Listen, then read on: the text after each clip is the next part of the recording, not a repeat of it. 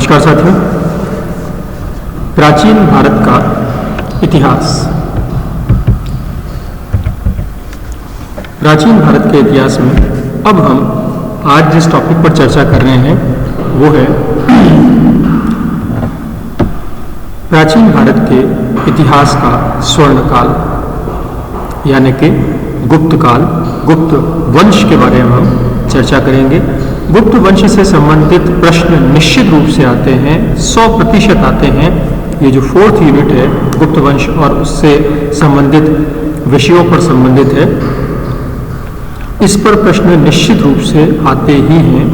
और शुरुआत होती है गुप्त वंश के इतिहास के स्रोतों का उल्लेख कीजिए।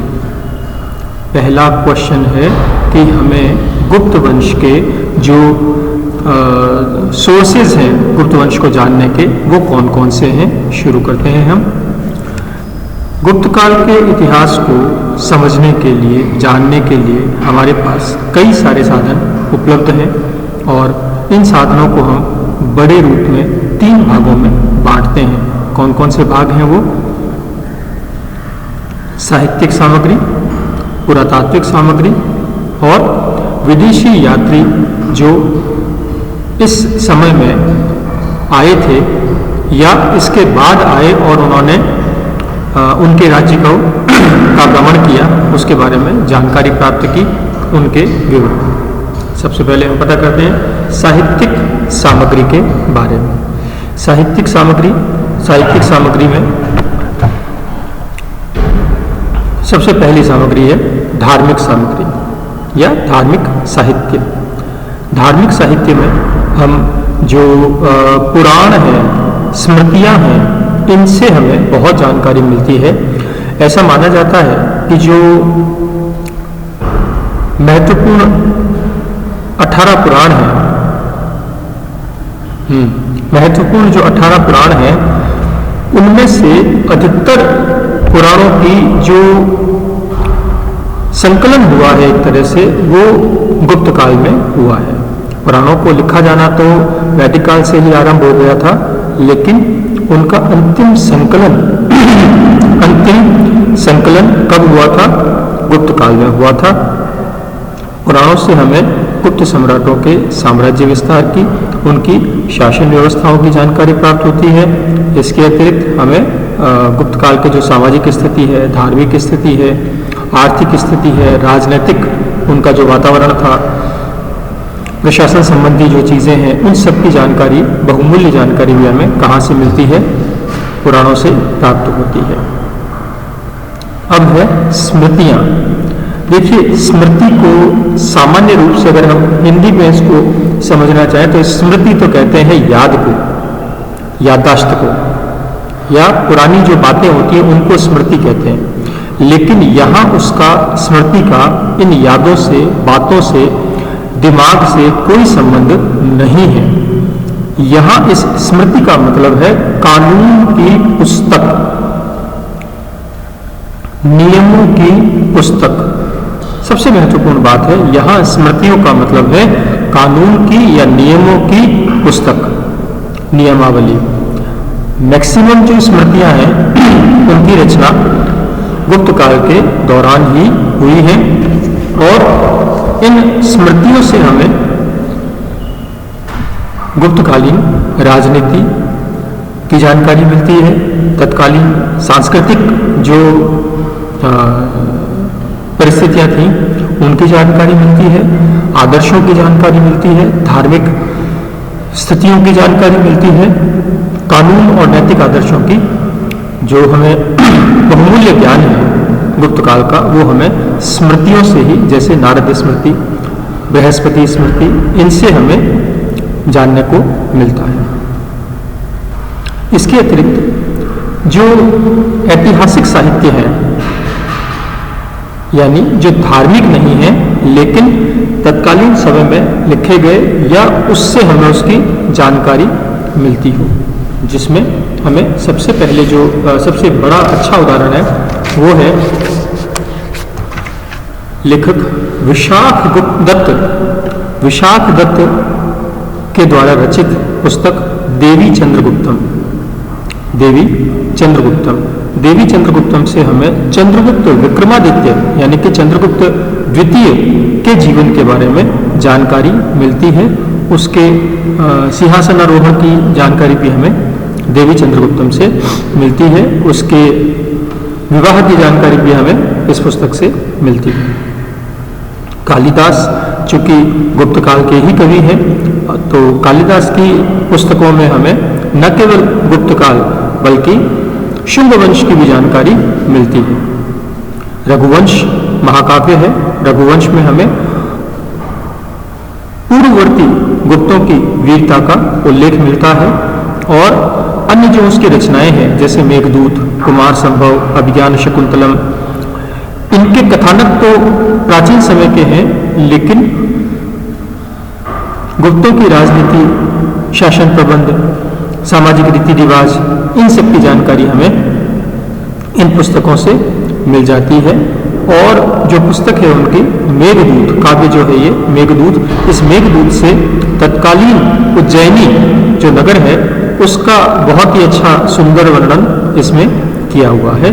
और तत्कालीन वहाँ की जो परिस्थितियाँ थी, जो स्थिति थी, उज्जैन की जो समृद्धता थी, उसकी जानकारी भी हमें इससे मिल जाती है। एक अन्य पुस्तक है मंजूश्री मूलकल्प। मंजूश्री मूलकल्प में हमें गुप्त राजाओं का क्रमबद्ध इतिहास प्राप्त होता है। फिर शूद्रक नामक लेखक की लिखी हुई पुस्तक है मृच्छकटिकम। ये तत्कालीन जो सामाजिक स्थिति थी उसका बहुत ही अच्छा वर्णन करता है। और मृच्छकटिकम में हमें गुप्तकालीन शासन पद्धति की, न्याय व्यवस्था की, सामाजिक अवस्था की, राजनीतिक अवस्था की, इनकी बहुत ही सूक्ष्म जानकारी प्राप्त होती है। नीतिसार। नीतिसार एक पुस्तक है जो कि लिखी हुई है कामंदक नामक लेखक के द्वारा। कामंदक की नीतिसार। कामंदक की नीतिसार ये गुप्तकालीन राजनीतिक इतिहास का बहुत ही अच्छा सोर्स है। पुस्तक है कामसूत्र, वात्सायनन की किताब है। और इसके अंदर भी हमें तत्कालीन समाज में जो वेशभूषा, खान पान, आभूषण, मनोरंजन के साधन, इन सब के बारे में यानी कि सामाजिक जीवन के बारे में काफी गहराई से हमें जानकारी मिलती है। ये था साहित्यिक सामग्री। अब हम पता करते हैं पुरातात्विक सामग्री। पुरातात्विक सामग्री को भी हमने 3 भागों में बांटा है: अभिलेख, सिक्के और भवन तथा अन्य कला कृतियां। अभिलेख, हम अशोक के समय में अभिलेख पढ़ चुके हैं कि अभिलेख होते क्या हैं, इसलिए हम आगे चलते हैं और ये देखते हैं कि गुप्तों के जो कई सारे लेख हैं वो हमें कहाँ मिलते हैं। शिलाओं पर मिलते हैं, स्तंभों पर मिलते हैं, चट्टानों पर मिलते हैं, लोहे के स्तंभों पर मिलते हैं, ताम्र पत्रों पर मिलते हैं, गुफाओं में खुदे हुए मिलते हैं। समुद्रगुप्त का जो दरबारी विद्वान था हरिशेन, उसने प्रयाग प्रशस्ति, जिसे इलाहाबाद अभिलेख भी कहते हैं, प्रयाग प्रशस्ति में हमें उसके सम्राट समुद्रगुप्त के जीवन चरित्र के बारे में बहुत कुछ जानकारी मिलती है। उसकी जो विजयी थी, उसकी जो उपलब्धियां थी, उनके बारे में भी हमें इसमें जानकारी मिलती है। महरौली का जो लोह स्तंभ है, कुतुब मीनार के ठीक सामने जो महरौली का लोह स्तंभ है, उसमें हमें चंद्रगुप्त द्वितीय के जीवन के बारे में जानकारी प्राप्त होती है। और स्कंदगुप्त का जो भीतरी अभिलेख है, स्कंदगुप्त का जो भीतरी अभिलेख है, उससे हमें पता लगता है कि उन्होंने पुष्यमित्रों के विरुद्ध युद्ध किया था और विजय प्राप्त हुई थी। अभिलेखों से हमें काफी महत्वपूर्ण जानकारियां मिलती हैं। फिर हम देखते हैं सिक्के। सिक्के सिक्के बहुत महत्वपूर्ण चीज है। किसी भी साम्राज्य की आर्थिक स्थिति और साम्राज्य विस्तार के बारे में हमें सिक्कों से बहुत ही अच्छी जानकारी प्राप्त हो सकती है। सिक्के किस धातु के बने हुए हैं?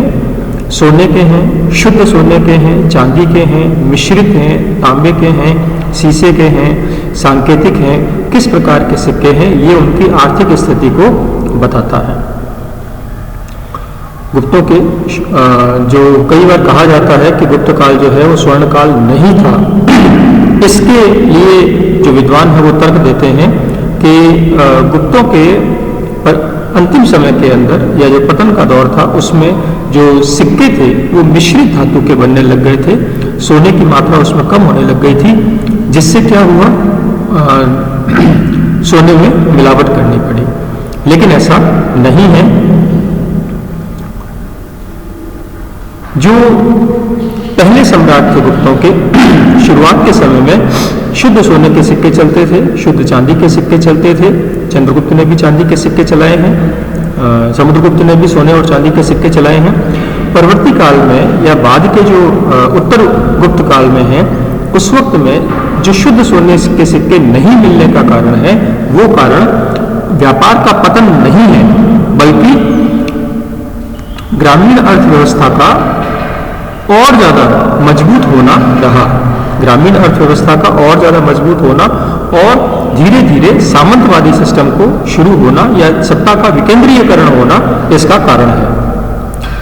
अब सिक्कों से भी हमें गुप्त वंश के इतिहास की जानकारी मिलती है, और जैसा मैंने भी बताया, गुप्तों ने सोने के, चांदी के, तांबे के सिक्के चलाए, और इन सिक्कों के ऊपर गुप्त सम्राटों के नाम लिखे हुए थे, उपाधियां लिखी हुई थी, किस धर्म से संबंधित हैं, कैसा चरित्र चित्रण है, क्या उनके आचार विचार हैं। जैसे समुद्रगुप्त की एक वीणा बजाते का सिक्का है, यानी उसकी वो व्यवहार को प्रदर्शित करता है। फिर हमें उनकी सीमाओं की जानकारी, साम्राज्य का विस्तार कितना था। अब ये प्रश्न है कि सिक्कों से साम्राज्य का विस्तार कैसे पता लगेगा। मान लेते हैं कि गुप्तों की राजधानी थी पाटलिपुत्र। पाटलिपुत्र है बिहार में। अगर बिहार के राजा का सिक्का बीकानेर में मिलता है, इसका क्या मतलब हुआ। बिहार के राजा का सिक्का अगर बीकानेर में मिलता है, यानी कि कहाँ पूर्व उनका साम्राज्य, और ये बीकानेर पश्चिमी क्षेत्र में है भारत के, राजस्थान के, तो यहाँ अगर सिक्का मिल रहा है तो इसके दो कारण हो सकते हैं। पहला, या तो उनका व्यापार हमारे साथ रहा हो, हमारे व्यापारी वहां पर लगातार जाते हो, उनके व्यापारी हमारे यहाँ लगातार आते हो, बीकानेर एक व्यापारिक केंद्र हो। अन्यथा सीधा केंद्रीय शक्ति का यहाँ पर नियंत्रण हो। इस प्रकार हम सिक्कों से साम्राज्य विस्तार की जानकारी भी प्राप्त करते हैं। चंद्रगुप्त प्रथम के सिक्कों पर उसकी पत्नी कुमार देवी का चित्र उत्कीर्ण किया हुआ था। इसका मतलब यह था कि जो गुप्त वंशीय थे, उन्होंने लिच्छवियों के साथ जो संबंध स्थापित किए थे, उसको वो बहुत ही महत्वपूर्ण मानते थे, सम्मान देते थे, और उसी के सम्मान में चंद्रगुप्त ने अपनी पत्नी के साथ में, कुमार देवी के साथ में, सिक्कों पर उसकी फोटो भी लगवाई। समुद्रगुप्त का जो एक सिक्का है वो अश्वमेघ यज्ञ के घोड़े का चित्र उसमें है, जिससे पता लगता है कि समुद्रगुप्त ने अश्वमेघ यज्ञ संपन्न करवाया था। कुछ सिक्कों में हमें उसे वीणा बजाते हुए, शिकार करते हुए बताया था, तो हम ये कह सकते हैं कि उनकी रुचि इन कार्यों में भी होती थी। फिर गुप्तों के सिक्कों पे हमें विष्णु के चित्र मिले हैं, गरुड़ के चित्र मिले हैं, जिनसे हम ये कह सकते हैं कि वो वैष्णव धर्म को मानने वाले लोग थे। फिर तत्कालीन भाषा का, साहित्य का, कला का, आर्थिक स्थिति का, इन सब की जानकारी भी हमें इस प्रकार से हो सकती है। अब हम देखते हैं भवन और कलाकृतियां। भवन और कलाकृतियां, गुप्त शासकों ने कई जगहों पर मंदिर बनवाए थे, जैसे भूमरा, तिगवा, देवगढ़, इनमें मंदिर बनवाए। और मंदिर, अगर यूं कहा जाए कि भारत में पहली बार मंदिर बनने का जो सिलसिला शुरू हुआ है वो गुप्तों के समय से ही शुरू हुआ है। इन मंदिरों में हमें गुप्तकालीन धार्मिक अवस्था और श्रेष्ठ वास्तुकला के बारे में ज्ञान प्राप्त होता है।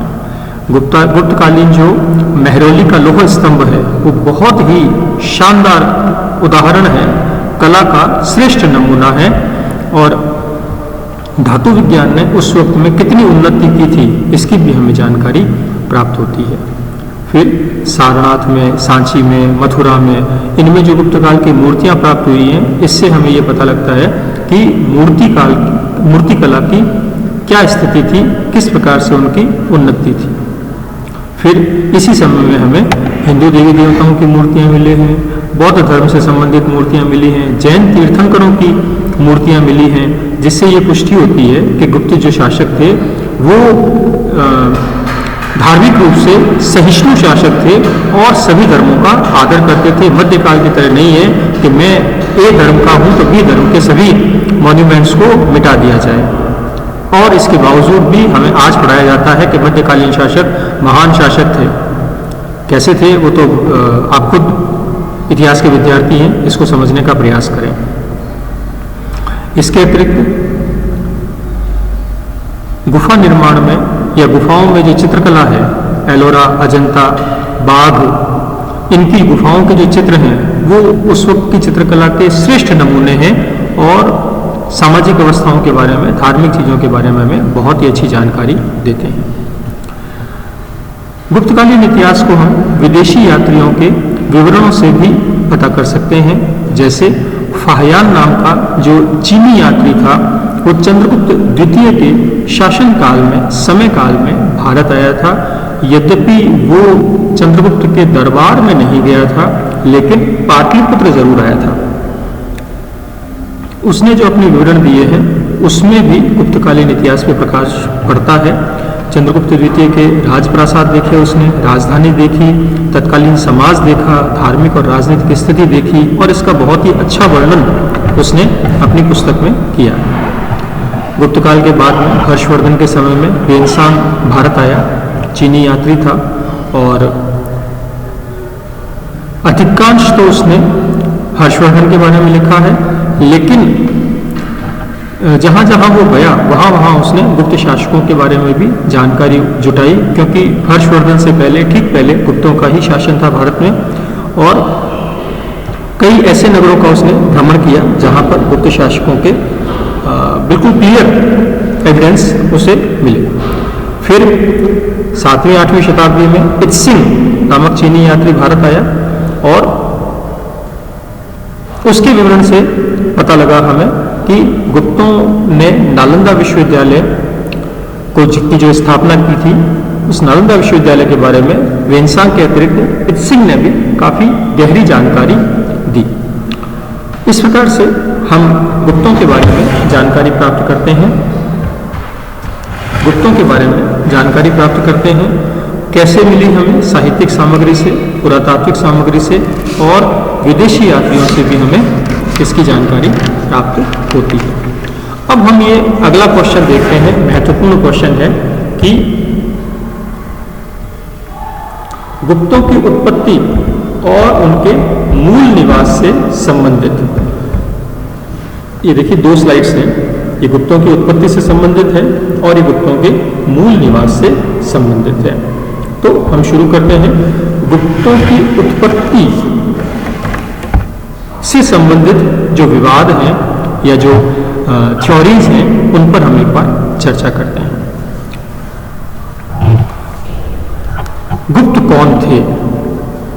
ये बहुत ही महत्वपूर्ण प्रश्न है और उनकी उत्पत्ति के विषय में विद्वानों में जबरदस्त कंट्रोवर्सी है, मतभेद है, क्योंकि गुप्तों ने अपने अभिलेखों में अपने स्टार्टिंग का या अपनी उत्पत्ति का कहीं पे उल्लेख नहीं किया है। इसलिए अलग अलग विद्वान अलग अलग चर्चाएं करते हैं, शुरुआत करते हैं पहले विचार से। डॉक्टर काशी प्रसाद जायसवाल क्या कहते हैं इस बारे में?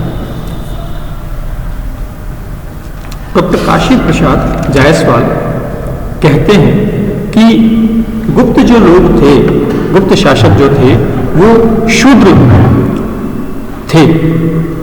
अब ये बात वो कैसे कह रहे हैं भाई? कोई तो आधार होगा उनका, तो उनके इस आधार का क्या कारण है? एक बात। दूसरी बात कि अब ये जो क्वेश्चन है आपको केवल इतना सा नहीं लिख देना है कि गुप्त शूद्र थे और डॉक्टर काशी प्रसाद जायसवाल ने ये बात कही है। आपको इसे, जो तर्क मैं आपके सामने प्रस्तुत कर रहा हूं, उनको आपको लिखना है। कैसे? गुप्त शूद्र थे, इस बारे में काशी प्रसाद जायसवाल जो तर्क देते हैं वो कुछ 3-4 एक तर्क हैं, उनको आप लिख लीजिए। पहला तर्क ये है कि जायसवाल साहब कहते हैं कि गुप्तों ने अपनी जाति का उल्लेख अपने अभिलेखों में नहीं किया है, इससे यह स्पष्ट होता है कि वो निम्न जाति से संबंधित थे। पहली बात। दूसरी बात कि एक नाटक है कौमुदी महोत्सव। कौमुदी महोत्सव में गुप्त शासकों को या किसी एक गुप्त शासक को कारस्कार कहा गया है, और डॉक्टर जायसवाल के अनुसार जो ये कारस्कार हैं वो तत्कालीन निम्न जाति से संबंधित थे, और इसलिए भी डॉक्टर जायसवाल कहते हैं कि ये शूद्र थे। फिर डॉक्टर जायसवाल ये पता लगाते हैं कि कौमुदी महोत्सव जो नाटक है उसमें चंद्रसेन और लिच्छवियों का संबंध था, वैवाहिक संबंध था। तो जायसवाल ने ये कहा है कि जो चंद्रसेन है ये चंद्रगुप्त प्रथम ही है। फिर एक बात और वो कहते हैं कि जो चंद्रगुप्त की पुत्री है, चंद्रगुप्त द्वितीय की जो पुत्री है प्रभावती, चंद्रगुप्त प्रथम की जो पुत्री है प्रभावती ने गुप्त सम्राटों के गोत्र के बारे में लिखा है धारणी।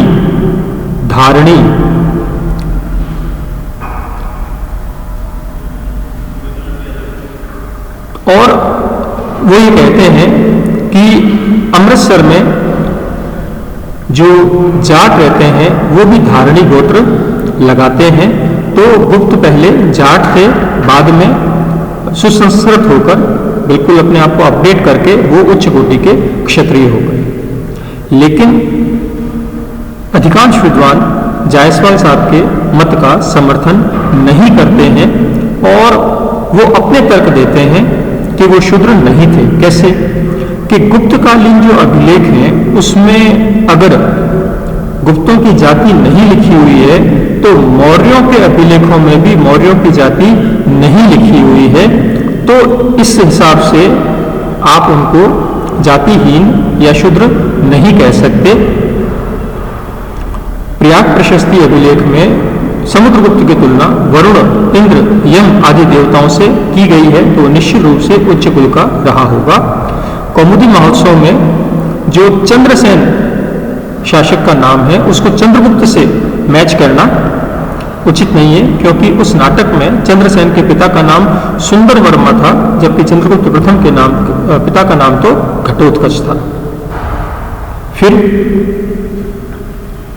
कौमुदी महोत्सव में ही लिच्छवियों को मलेच्छ कहा गया है। मलेच्छ का मतलब हुआ बाहर से आया हुआ शासक। अगर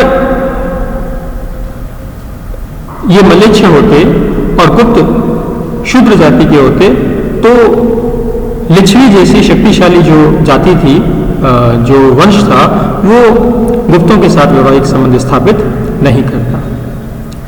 तो इन सब चीजों से हम ये कह सकते हैं कि गुप्त शूद्र नहीं थे।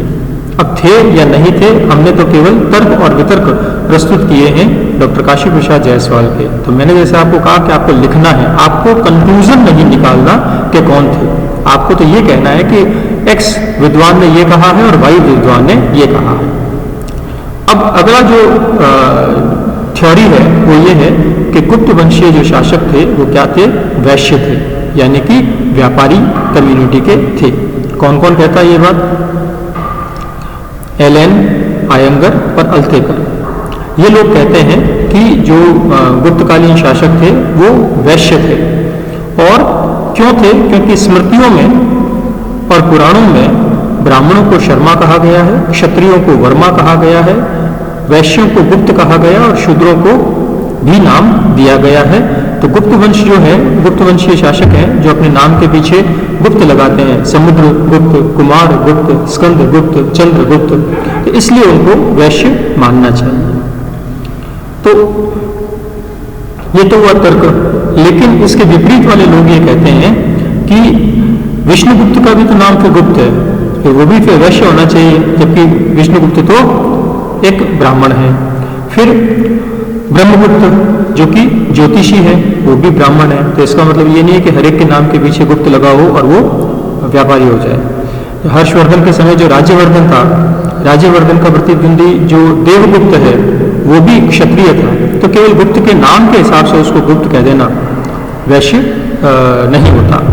फिर तीसरा जो मत है वो है कि गुप्त वंश के शासक क्या थे? ब्राह्मण थे। अब इसके लिए क्या कहा जाता है? यहाँ हेमचंद्र राय चौधरी साहब हैं, वो ये कहते हैं कि गुप्त वंशीय जो शासक थे वो क्या थे?